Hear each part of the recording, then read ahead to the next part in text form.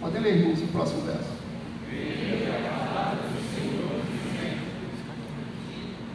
Retira-te daqui e vai para o lado do Oriente, e esconde-te junto à corrente de Querite, fronteira do Jordão.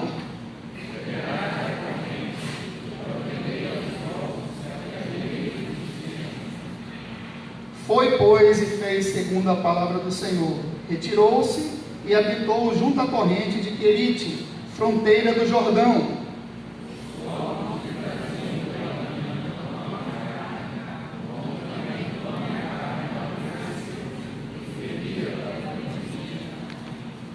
Ok. E o verso 7 diz: mas passados dias a torrente secou, porque não chovia sobre a terra.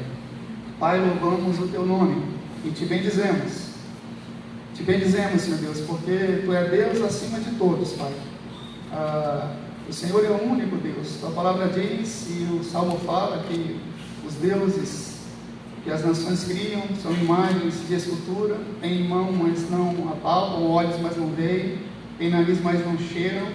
Mas o nosso Deus é o que intervém, Pai, na história humana, nas vidas humanas. É um Deus que desceu do céu por amor, tomou, Senhor Deus, um corpo humano, se encarnou, fez carne e morreu na cruz por nós, pagando um alto preço, Senhor Deus. Nós te louvamos por isso, por essa voluntariedade, por esse amor do Senhor. Te louvamos porque aqui nesse livro, aqui nessas histórias, podemos ver o Senhor Jesus assim muito claramente, Senhor. Abençoa o teu povo, abençoa as nossas vidas, que venha com o teu Espírito, que venha com poder sobre nós, e que ele venha amolecer o nosso coração, que ele venha quebrar o nosso coração, que ele venha cumprir os teus propósitos. Obrigado porque a tua palavra, ela não volta vazia e cumpre o que te apraz. Te louvamos, Senhor Deus, e tenhamos aqui a graça do Senhor de desejar ouvir a tua palavra, que o teu Espírito venha moldar-nos, transformar-nos, fazer, Pai, novos, assim, vasos de honra para a glória do teu nome na tua casa. É o que nós oramos no teu nome, em nome de Jesus. Amém. Amém, irmãos. O texto é um texto bem conhecido dos irmãos nossos, e nós queremos falar um pouquinho dessa ação de Deus, e a base da nossa mensagem hoje, o título dela, O Senhor é Deus, que está no verso 39 do capítulo 18 aqui, de primeiro livro de Reis. E essa história, ela começa aqui no capítulo 17, ela vai entrando no 18, 19, versículo 20, e essa história finaliza lá em 2 Reis, lá pelo capítulo 10.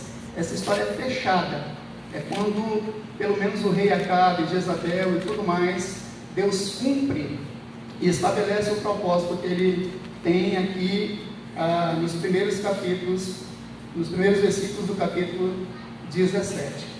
O versículo 16, ele dá um contexto da história, ele mostra quem está reinando Israel, ele mostra quem era o rei em Israel, quem era o rei do norte ali, e era o rei Acabe. E eu quero já dizer para os irmãos o seguinte, todo esse enredo, essa história, ela tem um objetivo. O grande objetivo de Deus, aqui nessa história toda, do capítulo 17 ao 10 de 2 Reis, é o seguinte, o objetivo é esse. O principal objetivo dessa história é demonstrar que Baal não é Deus, o Senhor é Deus e Deus de Israel, e o Deus do seu povo.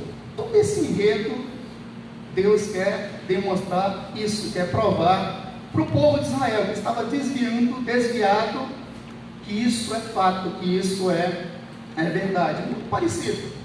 É muito parecido com a história de Israel quando está lá no Egito e aquelas 10 pragas vêm, e cada praga daquela, nós sabemos, os irmãos sabem, que representavam Deus.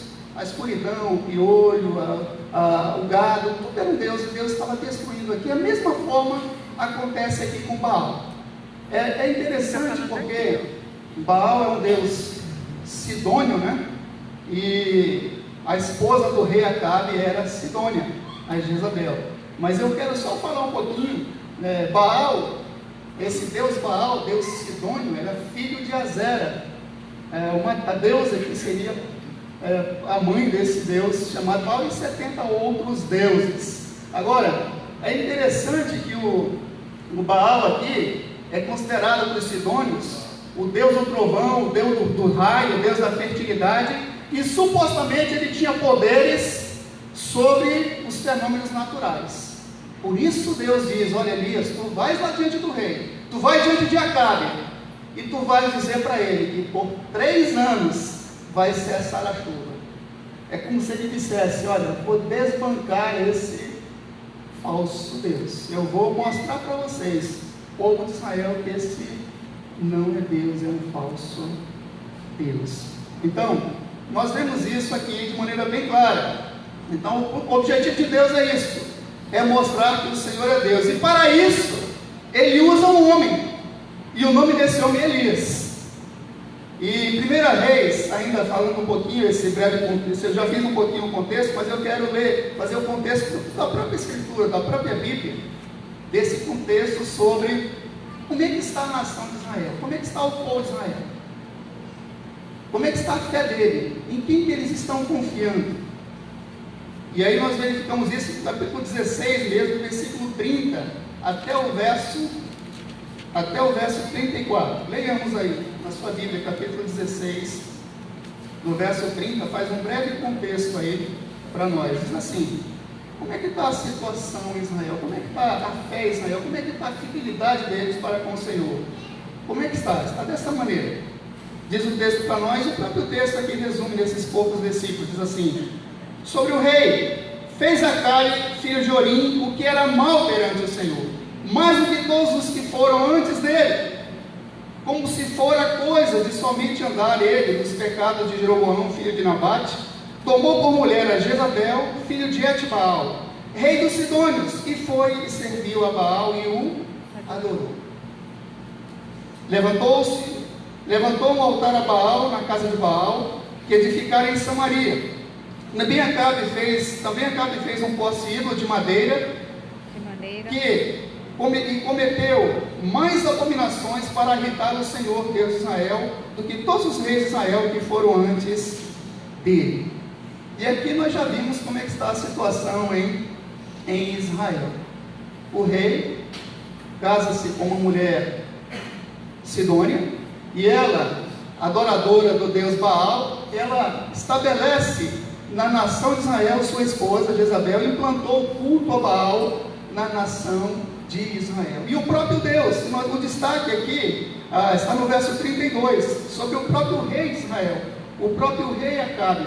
Verso 32, a parte B do versículo, diz assim, aliás, é o verso 31, a parte B, a última parte do versículo 31, diz assim: e foi, sobre Acabe, e foi e serviu a Baal e o adorou, e foi e serviu a Baal e o adorou. Assim estava o povo de Israel, assim estava o rei de Israel, assim estava o maior líder da nação de Israel. Mas, irmãos, não era só o rei, não era só a influência dessa mulher Jezabel, dos sidônios. Olha, se você nós verificarmos, o próprio povo de Israel estava dividido também. E aí você vai dar um pulinho, nós já lemos o texto, mas aí no capítulo 18, no verso 21, você encontra o povo, 18, versículo 21, o povo bem dividido. A expressão que a Escritura usa e diz assim: olha, estavam dando crédito para Baal e servindo o Senhor. Só que o Elias diz para ele: olha, por que vocês estão cocheando entre dois pensamentos? A palavra cochear, né? Pensar uma coisa, depois pensar outra, é esse ou é aquele. Cochear é essa ideia. É o que está no versículo 21 do capítulo 18. Olha, Elias diz para o povo, e eles ficaram em silêncio, como que vamos ver como é que é esse negócio. E Elias diz assim, 18, 21, então Elias se chegou a todo o povo, a toda a nação de Israel, porque ele tinha dito para juntar, falou para o rei: junta todo mundo lá no Monte Carmelo, ajunta o pessoal lá, ajunta os filhos de Israel, a nação de Israel, o povo de Deus. E ele disse, aí no verso 21, então Elias se chegou a todo o povo e disse: até quando cocheareis entre dois pensamentos? Ele pergunta. Se o Senhor é Deus, e é interessante que o nome de Baal também tem 3 significados. O nome de Baal poderia ser, pode ser também proprietário, esposo ou senhor.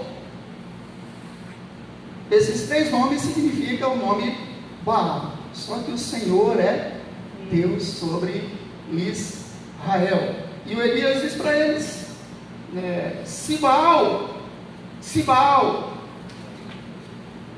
o Senhor é Deus, segui. Se Baal é Deus, segui. Porém o povo nada lhe respondeu. O povo fica em silêncio. Por quê? Porque o povo está duvidoso. O povo está em dúvida. A nação está duvidando acerca do Senhor. Irmãos, e a coisa está tão feia aqui, nesse período, em Israel, que você verifica mesmo aí no verso. Quero fazer um destaque ainda, no verso 34 do capítulo 16. Verso 34, olha só como é que está a situação, fazendo um destaque. Eu, quando vi esse verso 34, dentro desse contexto aqui, eu disse: parece que é tipo um aperitivo de Deus que Ele está colocando. Olha só, Ele está esclarecendo que situação o povo chegou de falta de temor do Senhor Deus. Verso 34 diz assim, deixa eu ver com os irmãos.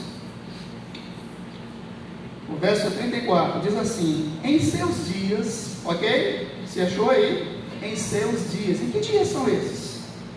É nos dias do rei Acabe. Em seus dias. É nesses dias, irmãos. Que dias são esses? Ele diz: como ele usa essa expressão? Em seus dias. Nesses dias do rei, nesses dias de idolatria, ele está falando, nesse dia de perca de temor de Deus e de perca de temor da sua palavra, o povo fez o seguinte, a nação fez o seguinte, diz assim no versículo 34: em seus dias, Hiel, o belemita, edificou Jericó. Quando lhes lançou os fundamentos, morreu-lhe Abirão, seu primogênito. Quando lhe pôs as portas, morreu Segube, seu último, segundo a palavra do Senhor que falara por intermédio de Josué, filho de Nun. É bem interessante isso aqui, como o povo está numa idolatria totalmente desviado do Senhor Deus. Se abrirmos lá essa profecia, ela está lá em Josué, capítulo 6, verso 26, por favor, abra lá em Josué. Quando Josué e o povo de Israel cercam Jericó e é destruída, Josué deu uma palavra: que jamais seja edificado essa cidade, esse local, e ele amaldiçoou esse local. Está em Josué 6, verso 26, por favor, vamos só ler, eu quero seguir com os irmãos, depois voltando lá para 1 Reis 17. Josué, capítulo 6, verso 26, por favor. 6, 26 de Josué. Josué profetiza e diz o seguinte, 6, 26 de Josué: naquele tempo, Josué fez o povo jurar, dizendo, toda a nação de Israel, cada israelita: maldito diante do Senhor seja o homem que se levantar e reedificar essa cidade de Jericó. E ele diz: com a perda do seu primogênito, lhe porá os fundamentos, e a custa do mais novo as portas. Assim era o Senhor com Josué, e corria sua fama por toda a terra. A profecia é essa que eu acabei de ler com os irmãos, e que ela sucede, que apesar de toda aquela situação em Israel, isso acontece quando esse homem Hiel aqui, belemita, tenta erguer a cidade, perde o seu primeiro filho, e depois o seu filho caçula também, cumprindo a palavra de Deus. Por quê? Porque Deus está de olho sobre a nação. O povo está desviado, mas Deus quer chamá-lo com amor, com laços de amor, como diz o profeta Oséias, irmãos, para nós. Agora, Quero dizer uma coisa para nós hoje. Lendo, há o mesmo risco hoje, Lendo, o mesmo risco para nós, ao ouvirmos a palavra do Senhor, em desprezá-la e não permitir que ela transforme e renove a nossa vida. Podemos correr esse mesmo risco aqui, que o povo de Israel correu e desprezou, não fez caso. Pode nos faltar temor, e temor de Deus, irmãos, e de sua palavra. Nosso coração pode endurecer e ficarmos descrentes sem temor nos dias de hoje. Pode ser que você ouça a palavra do Senhor, uma boa palavra, mas corre um risco muito grande para a sua vida e para a minha vida, porque nós vemos domingo após domingo e ouvimos, e é um risco de ouvirmos e não consertarmos a nossa vida, não endireitar a vida, fecharmos os ouvidos para isso. E Deus tem maneiras, né? Tem maneiras de agir com o seu povo. E Ele age, e é por amor mesmo. Ele fala isso em Deuteronômio. Olha, agora, voltando lá aqui mesmo para 1 Reis 17, e nós sabemos o seguinte, que antes de Deus usar a nossa vida no seu serviço, Ele trata primeiro conosco mesmos. Qualquer pessoa, antes de Deus usar, a primeira coisa que Ele faz, antes de usar você na obra, é tratar você mesmo, é tratar a sua vida, é tratar com você. E, irmãos, é exatamente isso que ocorreu com Elias. Antes de Elias ser usado por Deus, né, Deus tratou e falou com esse homem chamado Elias. Ele anuncia a seca. O que Elias faz aqui no capítulo 17? Você verifica que ele anuncia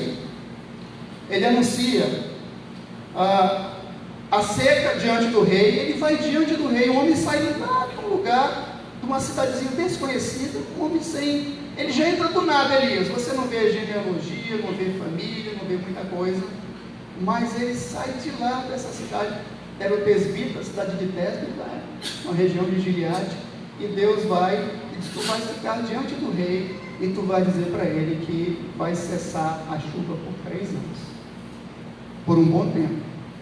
E ele vai e profetiza, ele anuncia essa seca diante do rei, e é perseguido por Acabe depois disso, e ele esconde-se, diz o texto para nós, aí no versículo 5, olha, do capítulo 17, diz o texto que ele esconde-se em Querite, fronteira do Jordão. Verso 5, olha, finalzinho diz: foi, pois, e fez. Ele profetiza diante do rei, e o rei fica furioso e começa a persegui-lo. E ele, no verso 5, a última parte do versículo 5, diz que ele retirou-se e foi habitar a corrente de Querite, a fronteira do Jordão, diz o texto para nós. E aí o que acontece, irmãos? Por que Deus começa a agir primeiro nele, antes de agir através dele? Por que Deus age em nós primeiro? Nos moldando, para depois agir na sua obra.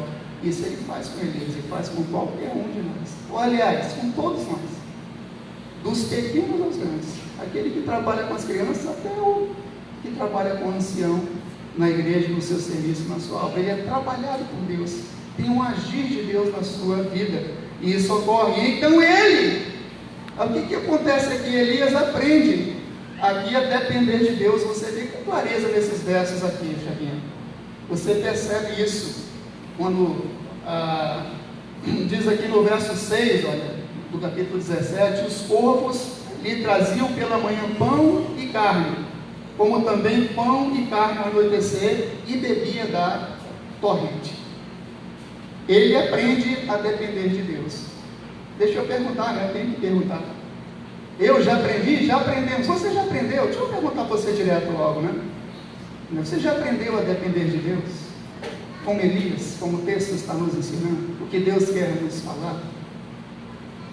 Eu já aprendi a depender de Deus, e ele depende de Deus para o café da manhã e jantar garantido, e ele também tem água. Diz o texto aqui que os corvos traziam pela manhã pão e carne, e também à tardinha, anoitecer, né? Aqui diz ao anoitecer, traziam pão e carne novamente, ele tinha água, porque lá tinha a torrente. Mas ele está aprendendo a depender de Deus. Mas veja só no versículo 7, olha aí o versículo 7, o que acontece, o que diz sobre essa torrente? É a água. O verso 7 diz o seguinte, mas veja o verso 7, mas passado dias, a torrente secou, porque não chovia sobre a terra.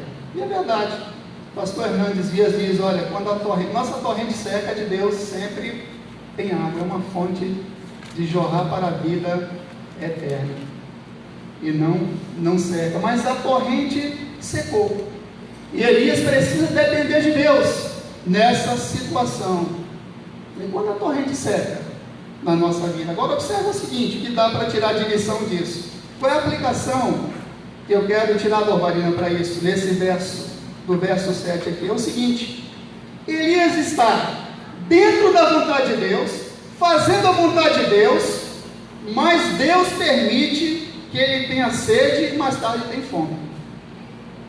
Eu acho muito interessante uma situação dessa, diante de Deus, fazendo a vontade de Deus, mas Deus permite, porque Deus está tratando com Elias. Deus vai usar Elias, mas ele está agindo primeiro em Elias, como está agindo em você. Tem muita coisa para fazer em todos nós, com toda a certeza. E o texto continua. Agora, quando eu estava lendo isso aqui, me fez lembrar o povo de Israel, a nação de Israel, naqueles 40 anos lá no deserto.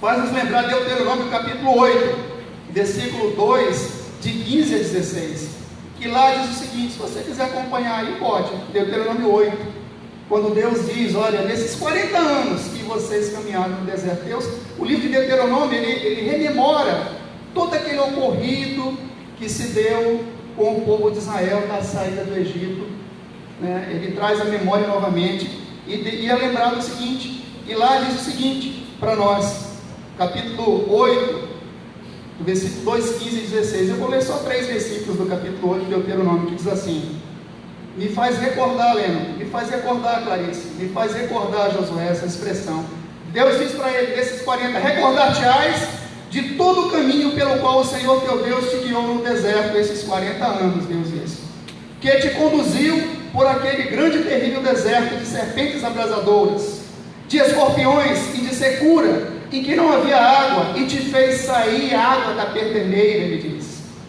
que te sustentou com maná, que teus pais não conheciam, aí ele vai colocar os propósitos, para te humilhar, né, para te provar, e ele diz uma coisa linda, e para afinal te fazer bem. Eu acho belo isso aqui, aliás, não tem como não achar belo isso aqui, porque ele diz, olha, eu te deixei ter fome, não era porque ele não podia não, ele pode todas as coisas, te deixei ter sede, porque ele tinha propósitos, ele estava tratando, ele estava ensinando, ele estava querendo, irmãos, talvez isso tenha a ver com saúde, talvez isso tenha a ver com outras percas na nossa vida, eu não sei, a gente pode fazer um leque de muitas coisas aqui, imaginar muitas coisas, porque tem um tratamento de Deus, antes de Deus te usar, como aconteceu com Elias, mas não pense que Elias entendeu tudo não, como nós não entendemos, muitas vezes, e aí, como é que pode? Aí, eu conversando outro dia, eu vou citar o nome do pastor Vanderlina, lá na IPM, né, um pastor muito abençoado pregando, e nós comentando sobre uma neta dele que estava usando drogas no culto, e ele chorando, pranteando sobre aquela moça e pedindo oração, mas uma palavra gostosa, edificante, aquela coisa, no próprio culto, no outro culto a menina tinha sumido com o bebê e tal, e a gente ficou pranteando, choramos, não tinha como não chorar, tocados naquela situação, e o pastor Vanderlei depois no intervalo conversando, como é que Deus faz, né pastor? E as nossas coisas cogitando, Deus permite essas coisas com o homem de Deus, para quê? Por quê? Porque Deus quer tratar, e às vezes até soberba, como Deus fez com Paulo mesmo, vou colocar um espinho, permitir um espinho na carne, para que ele não se ensoberbecesse com as grandezas da revelação, porque Deus tem propósitos, irmãos, e Ele te deixou ter fome, Ele te deixou ter sede, mas ele diz, olha, e afinal para te fazer bem. E é isso que ele pensa de nós, né? Tem esses pensamentos. Mas olha, lembremos que Elias e todos nós estamos matriculados num curso para aprendermos a depender dele em toda e qualquer circunstância. Se você é crente, você se matriculou nesse curso. Se você pertence ao Senhor, você está em franco aperfeiçoamento. Aliás, é o que diz Filipenses 1,6. Aquele que começou e iniciou boa obra em nós, há de completá-la. Até quando, irmãos? O processo é até a vida de Jesus. Até o dia de Cristo Jesus, quando Ele vai nos glorificar. Quando o pecado vai sair de nós, quando vai ser expurgado dessa natureza pecaminosa. Quando vamos ter o corpo glorificado, lá onde não entra, né, carne e sangue, nós daremos o reino de Deus, e nem pecado entra lá. Porque Ele vai tirar esse velho homem, essa velha natureza, esses restos que estão em nós ainda, que nos fazem fazer e tomar certas decisões que não são apropriadas, muitas vezes fora da vontade do Senhor, irmãos. E Elias está matriculado. Logo ele tem fome. Você verifica depois do versículo 7, do capítulo 17, que ele tem fome. Logo ele tem fome. E Deus o envia a Sarepta. E é bem interessante, é o que diz o versículo 8, olha. O verso 8, logo ele tem fome aí, o verso 8 diz, então lhe veio a palavra do Senhor dizendo, Deus está nisso. Deus está tratando, mandando para cá e para cá, agora eu quero isso, eu vou mexer nisso. Como Ele faz contigo, como Ele faz comigo. E às vezes dói. Imagina, amassar o barro. Para que isso? Para o nosso bem. Ele está tirando as arestas com toda a... Mas então diz, então lhe veio a palavra do Senhor dizendo, dispõe-te, vai para Sarepta, que, verso 9 estou lendo, que pertence a Sidom, e demora-te ali, onde ordenei que é uma mulher viúva que te dê comida. Olha só, irmãos, Deus diz para o profeta, olha, eu ordenei uma mulher viúva que te dê comida, diz o texto para nós. Também vou pegar uma frase do pastor Hernandes Dias Lopes Conceição, que ele coloca essa expressão e diz assim, olha, Deus tem bom humor. Deus tem bom humor. E de uma forma até irônica aqui, você vê isso aqui, Andréia. Pois ele poderia ter dito para Elias assim, tu vais a Sarepta, trabalha e sustenta essa viúva. Mas Deus não diz assim para ele não.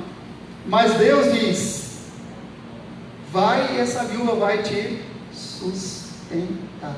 Lembra que sede, a água estava faltando não só em Israel, mas também ali naquelas redondezas, todas estavam faltando nos países vizinhos, nas cidades vizinhas também. A comida era escassa, a coisa estava feia em todo lugar.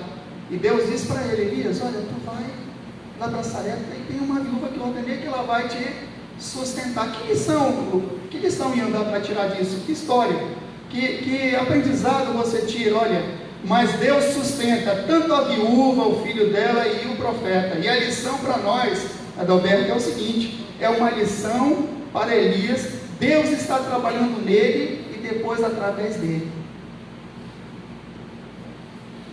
Às vezes não é do seu jeito nem do meu jeito não. Meio parecido com a oração ali com o Naamã, né, que queria que o profeta fizesse a maneira dele. Há ainda um deserto que Elias, mesmo sendo usado poderosamente por Deus, ele precisa passar. Nós vemos que Deus ali com um confronto com o profeta de Baal, ele foi usado poderosamente, uma coisa fantástica, né? Eu acho muito interessante aquele milagre, porque ele mostra para mostrar que Deus é Deus mesmo. Faz uma vala, cava, encharca a água, faz segunda vez, encharca, faz terceira vez, encharca, fogo com a madeira molhada. Ele não queria dar uma ajuda para Deus, irmãos. Toda vez que eu falo isso, eu fico preocupado, porque eu fico querendo explicar, né? E nem você deve ajudar Deus, não. Deus faz, Ele é poderoso para fazer milagres, sinais, mudar e transformar. Ele até dificultou, porque Deus vai provar que é Deus na vida do povo de Israel, na sua vida e na minha vida. Às vezes nós queremos ajudar, né? Queremos ajudar a converter as pessoas, queremos ajudar e acabamos atrapalhando muitas vezes. Não deixamos Deus, pensamos que não deixamos Deus ser Deus, mas Elias disse não, para que todos saibam que o Senhor é Deus, não só Ele. Agora, há ainda um deserto que Elias, mesmo sendo usado por Deus, é necessário passar, e não só ele, mas nós também precisamos passar por isso, irmãos, por uma e outra situação, e uma e outra coisa. Vemos então o ápice mesmo daquele objetivo que eu pontuei para os irmãos no início. Deus está mostrando que Baal não é Deus, que o Senhor é Deus. E esse ápice você encontra aí no versículo 39 do capítulo 18. Aqui está capítulo 18, verso 39.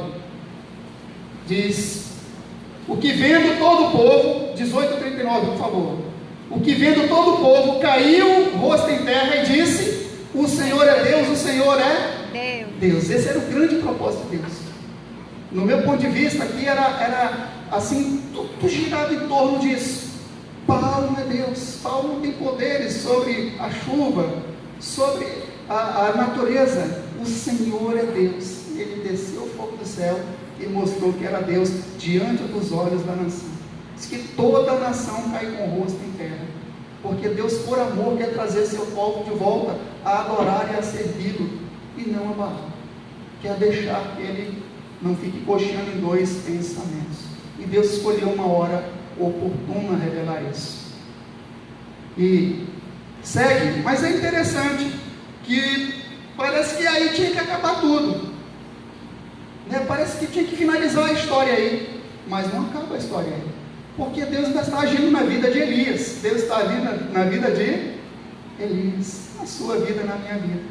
E é o que acontece quando chega no capítulo 19, acontece o seguinte: no capítulo 19, a gente pensa que já consumou tudo, fechou tudo, até os profetas de Baal foram mortos, 450 profetas de Baal foram mortos, depois mais 400 profetas do poste ídolo. Esse poste ídolo é a mãe de Baal, é a Zera, que também tinha 400 profetas dela. Foi 850 profetas que foram eliminados, na verdade, nesse texto aqui, não foi só 450 não. E aí você verifica que não termina a história aqui. O que acontece? Olha aí o capítulo 19, versículo 1, como Deus está tratando ainda na vida de Elias. Capítulo 19, verso 1. Acabe fez saber, depois de tudo isso, porque no verso 40 do 18, todos eles foram mortos lá a Júlia acabou de me perguntar: papai, o que é ribeiro de Quisson, não tem pouca água ali, foram jogados lá e foram mortos a espadas, diz o texto. A própria Jezabel diz, o capítulo 19 diz assim: Acabe fez saber a Jezabel, capítulo 19, verso 1, Acabe fez saber a Jezabel tudo quanto Elias havia feito e como matar a todos os profetas à espada. Então Jezabel mandou o mensageiro Elias a dizer-lhe: façam-me os deuses como lhe aprover, se amanhã a estas horas não fizer eu a tua vida como fizeste a cada um deles. E é interessante que chega no capítulo 19, o que ocorre? O Acabe, o rei, não se converte, Jezabel também não se converte ao Senhor, não muda nada, promete até matar o profeta. E Elias foge a Berseba de Judá e depois ao deserto. É o que diz aí no versículo 4 do capítulo 19. Os irmãos estão acompanhando, Eu fiz o relato bem rápido, mas estão acompanhando. Puxa, o Acabe não converteu. Elias parece que fica meio... Eu não quero colocar palavras na boca do Elias, nem atitudes que não seja o texto que está falando sobre Elias, mas me dá a entender que Elias ficou meio frustrado.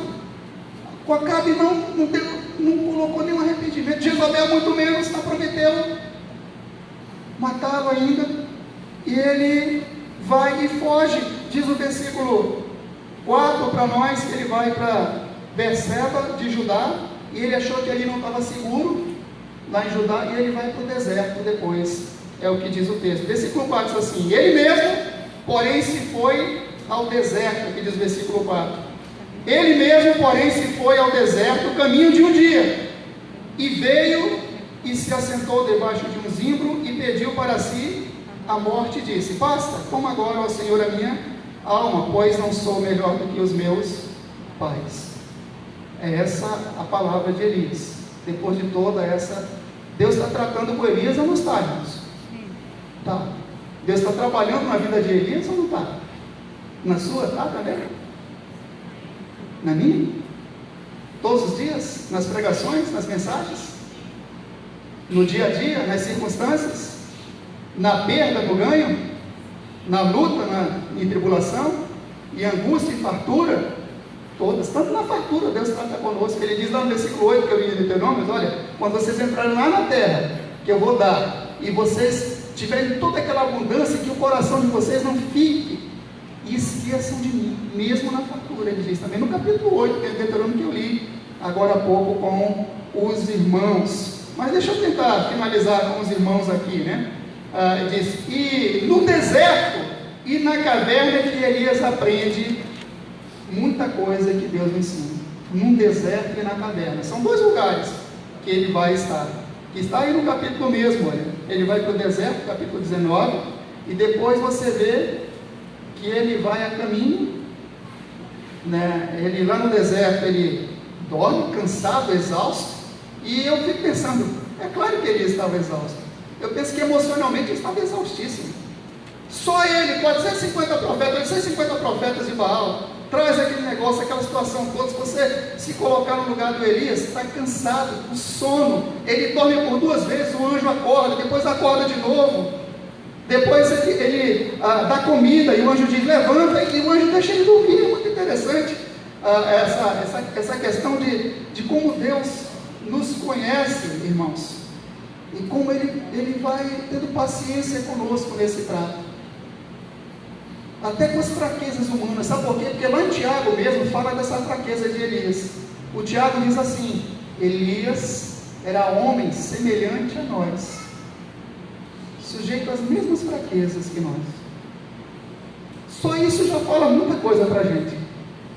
Sujeito a cansaço, fadiga, desanimar, sujeito a achar que é do seu jeito, sujeito a tantas coisas. Mas diz que ele orou com instância, orou com fervor, e por 3 anos, irmãos, esse vai e vem de Deus, essa maneira como Deus pode usar com poder. Depois a gente vai para baixo, irmãos, e Deus tem paciência conosco. Ele cuida do seu céu, ele não rejeita Elias de forma, como não te rejeita também. Se você confia e pertence a Ele, Ele não vai tratar, Ele vai tratar com amor, porque Ele diz isso no capítulo 8 de Deuteronômio também: porque eu te amo, Ele diz, por isso que eu te disciplino, por isso que eu te corrijo. Irmãos, é lindo, é uma coisa belíssima isso é o Evangelho puro, isso é o próprio Cristo, isso é uma maneira belíssima de agir com uma fraqueza de alguém. O pastor Hernandes, eu ouvi a mensagem dele, estou aproveitando algumas coisas. Você lê todo o capítulo, os capítulos dessa história, que é muito bom. Ele diz: olha, ele interpretou muito bem, quando Jesus diz: não esmagar a cana quebrada. É quando você pega uma pessoa já, Jesus diz para você não fazer isso, não esmaga a cana que já está quebrada, trata de outra maneira, seja um suporte para isso. É o que ele está fazendo aqui, inclusive com Elias como seu servo. Mas Deus tem um jeito todo peculiar de tratar, que às vezes não é a nossa maneira não, ou que nós projetamos, ou nossa expectativa, ou como nós queremos, irmãos. A Escritura é rica nisso. Deus tem a sua maneira de agir. Eu sei que você sabe disso, mas eu estou falando daqui porque eu creio que Deus pode usar uma palavra daqui e pode falar contigo, ao nosso coração. O que acontece então no deserto, nessa caverna com Elias? Na verdade, o que Elias fez? Ele esquecera que a vitória na causa de Deus não depende dele tão somente. Porque Elias esqueceu disso. Eu já falei que não quero colocar palavras na boca dele, mas dá para você ver claramente. Como será? Digo, Deus tem algo a tratar ainda com Elias. Deus tem. Você vê aí, olha, capítulo 20, capítulo 19, por favor, bem rápido, eu vou passar aí, que eu já quero finalizar aqui, ó. Mas diz assim, se você pegar, olha, capítulo 19, verso 9, duas vezes, diz ali, ele chegou lá no monte de Deus, no monte Horebe, versículo 8, ele entra, e diz no verso 9, ali entrou numa caverna, onde passou a noite, e eis que lhe veio a palavra do Senhor, e lhe disse, que fazes aqui, Elias? Duas vezes, no versículo 9, Deus pergunta, o que tu está fazendo aí, Elias, numa caverna? Do versículo 13 também, olha, a última parte do 13, o que fazes aqui, Elias? E ele dá a mesma resposta para Deus.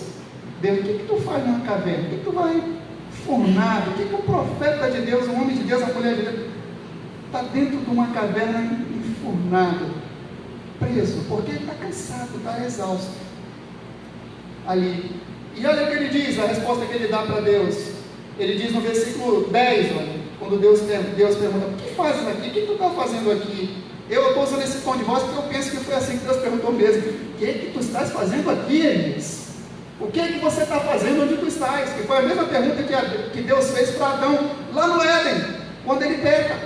Aquela pergunta, eu não entendo de hebraico não, eu só sei do original porque eu li o comentário. Mas diz assim, quando Deus pergunta a Adão, por que tu estás onde tu estás, Adão? Por que tu pecou? Por que tu transgrediu? Por que tu estás nesse lugar aí? E essa pergunta aqui, né? E Elias responde, verso 10, ele respondeu, verso 10, olha a mente de Elias, olha o que ele pensa. Ele é bem honesto com Deus. Verso 10, aí, ó. Então ele respondeu, tenho sido zeloso pelo Senhor Deus dos exércitos, porque os filhos de Israel deixaram a tua aliança, derribaram os teus altares e mataram os teus profetas à espada, e eu fiquei só. E procuram tirar minha vida. Quando chega no 13 é a mesma coisa, ele repete praticamente a mesma palavra. Quando Deus pergunta, o que está fazendo aqui? Ele respondeu, tenho sido em extremo, ele acrescenta a palavra extremo, né? Pelo Senhor Deus dos exércitos, pois os filhos de Israel deixaram a tua aliança e tal, e aí, eu fiquei só. É isso que ele fala para Deus. Irmãos, veja só a maneira que Deus trata isso aí. Versículo 15, no versículo 15, Deus diz assim para ele. Deus ouviu tudo isso, viu toda essa situação. No versículo 15, o que Deus diz para ele? O que Deus fala para ele no 15 aí? Por favor. Disse-lhe o Senhor. Um homem cansado, irmãos, fatigado. Olha a maneira de Deus agir, é interessante. Deus diz, olha, disse-lhe o Senhor, Deus que falou, Deus que envia, diz vai, Deus enviou Abraão, Deus enviou vários, Deus envia, vai, volta ao teu caminho para o deserto de Damasco, e em chegado lá, unge Azael, rei sobre a Síria. O que Deus está falando para ele? Olha, é interessante, a forma que ele utiliza, que Deus utiliza é essa, Elias recebe mais responsabilidade da mão de Deus para ter sua vocação renovada. Tinha ainda, o que ele tinha que fazer? Olha aí, só continuando a leitura, versículo 16, ele vai ungir o Azael, rei da Síria, a Jeú, filho de Nissim, ungirás rei sobre Israel, também ungirás rei sobre Israel, e também Eliseu, filho de Safate, de Abel Meolá, ungirás profeta em teu lugar. Quem escapar a espada de Azael, Jeú matará. Quem escapar a espada de Jeú, Eliseu o matará. E aí Deus começa a dizer para ele, olha, tu ainda tem que ungir 2 reis e um profeta. É bem interessante, né? Uma pessoa cansada, exausta, a maneira de Deus agir não é da nossa maneira. E Deus renova a vocação dele e o chama desta forma aqui. E eu quero só mostrar que Deus consola, né? Chega no versículo 18, Deus faz um consolo para ele, sim. Deus, como um pai amoroso, verso 18 diz, olha, também conservei Israel 7.000, todos os joelhos que não se dobraram a Baal, e toda a boca que não o beijou. Nós achamos esses homens aqui, né? O Micaías, que profetiza, está aqui, nesse contexto, o profeta de Deus, que profetizou. O próprio servo de Acabe, acho que era Obadias o nome dele, está aqui. 50 profetas que Obadias salvou diante de Acabe com Deus estão aqui. 2 profetas que são anônimos estão aqui nesses 7.000. Você encontra que tinha mais pessoas ali. Mas, irmãos, só última palavra para nós aqui nessa noite. Deixa eu fechar aqui e só falar para os irmãos o seguinte: diante de tudo isso, a Escritura, a própria Bíblia, a Escritura, ela é um meio de graça. Mas se ela fica fechada, dias, semanas e meses, não tem como a situação mudar na nossa vida, irmãos. Os irmãos ouviram, né? Nós ouvimos, né? Isso é verdade, é o que tem incidido de tudo isso que nós ouvimos. Se a Escritura fica fechada dias, semanas, meses e talvez anos, não tem como mudar a nossa vida.